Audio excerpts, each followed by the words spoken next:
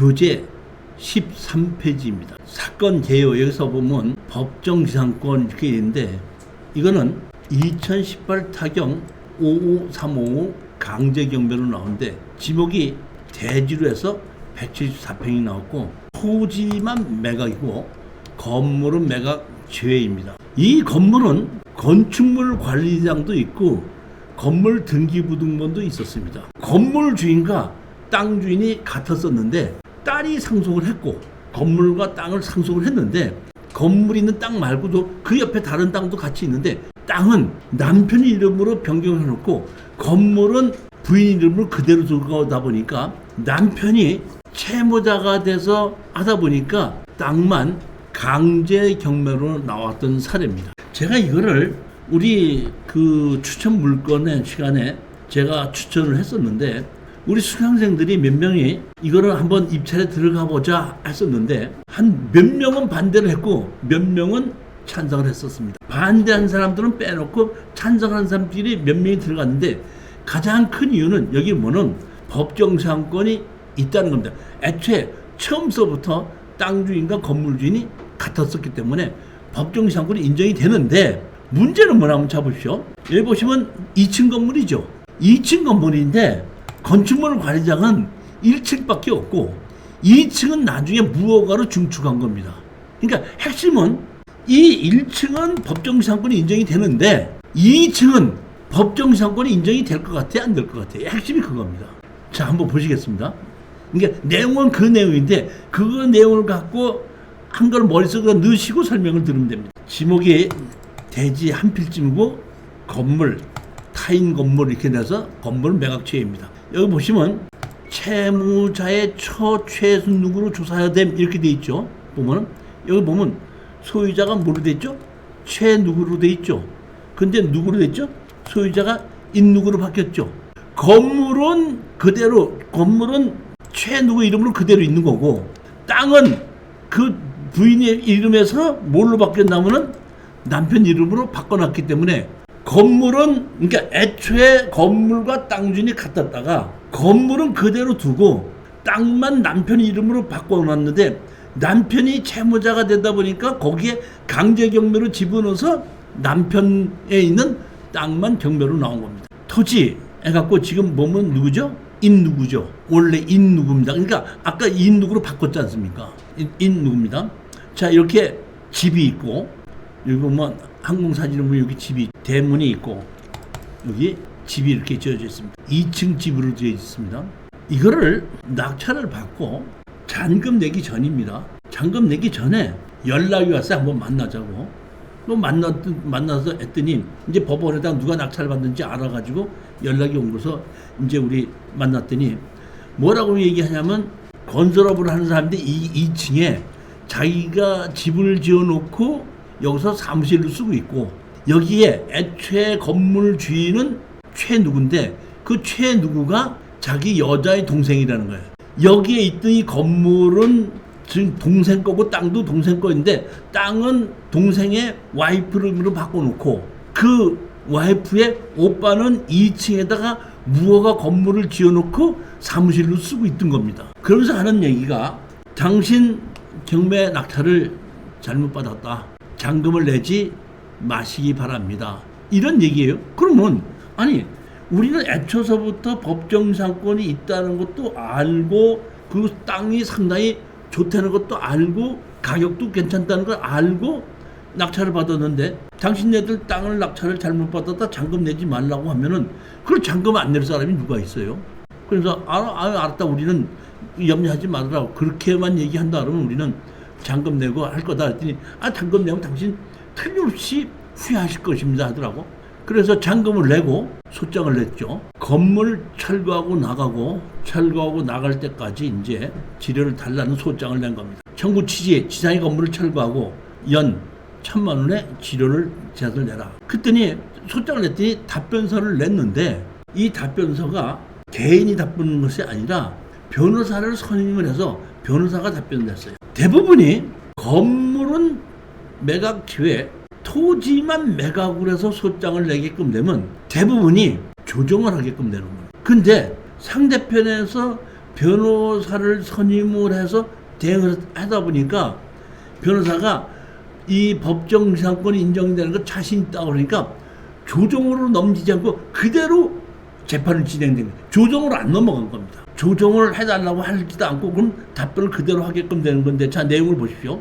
건물의 철거 및 토지 인도, 신축 당시 이 사건 토지와 건물 소유자는 동일인이었습니다.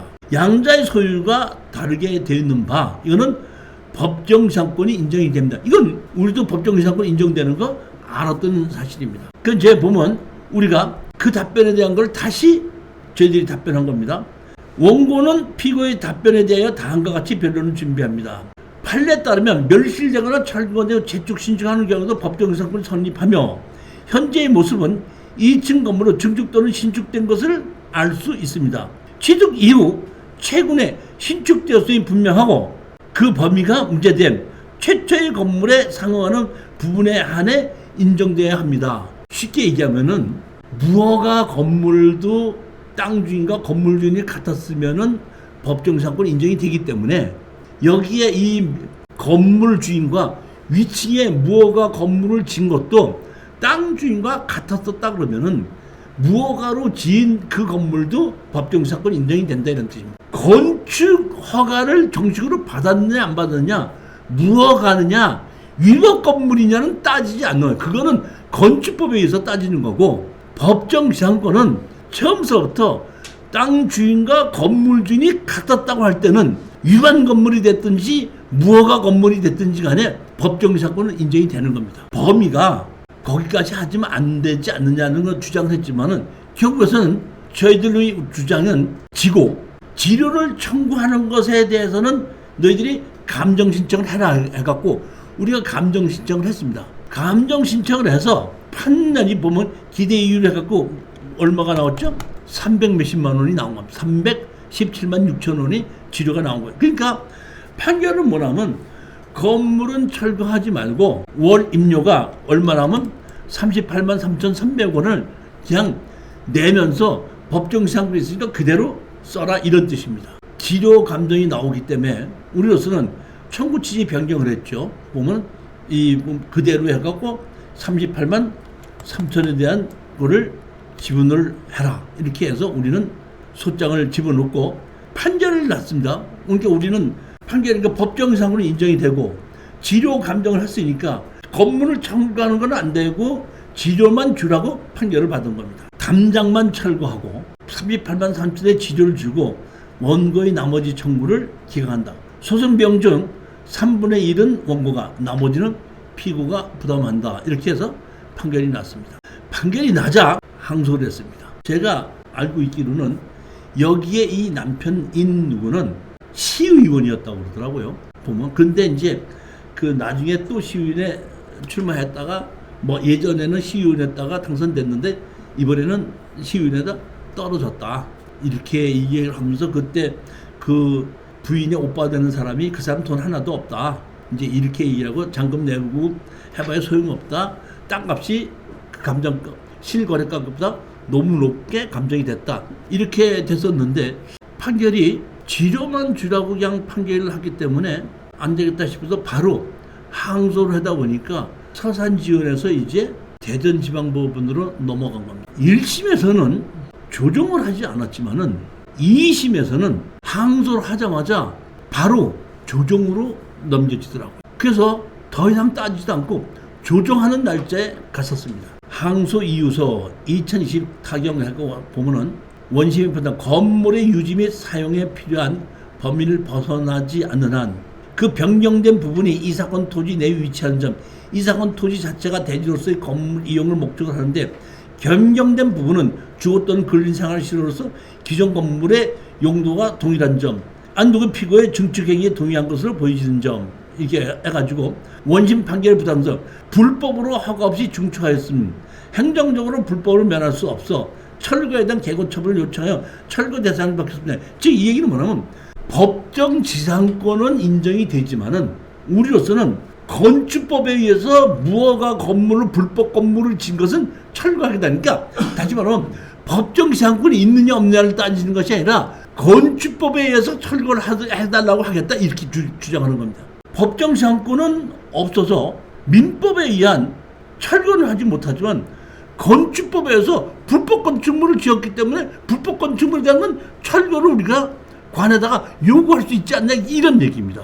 법정 시한권이 인정이 되다 보니까 철거를 우리가 방향을 바꾼 겁니다. 민법에 의한 것이 아니라 건축법에 의한 걸로. 이게 사실을 보면은 이것도 이제 공소시효가 지나게끔 되면 그런 문제가 없는데, 우리로서는 그런 주장을 했었고, 그러다 보니까 바로 조정을 명하게 됐고 조정을 하게끔 된 겁니다. 조정하러 갔더니 그 두 부부가 나왔고, 우리는 저하고 같이 공동 투자했던 그 여자분이 이제 나가서 조정을 하게끔 되는데, 이제 이때가 언제냐면 그 코로나 사태 때인데, 자기가 커피숍을 하고 있는데 코로나 사태 때문에 커피숍이 영업이 안 돼서 돈이 하나도 없다.